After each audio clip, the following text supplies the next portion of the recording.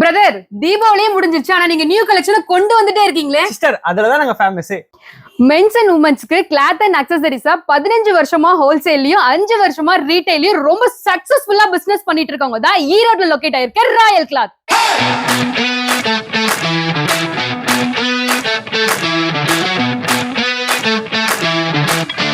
ஆனா மென்ஸுக்கு என்னென்ன கலெக்ஷன்லாம் வச்சிருக்கீங்க?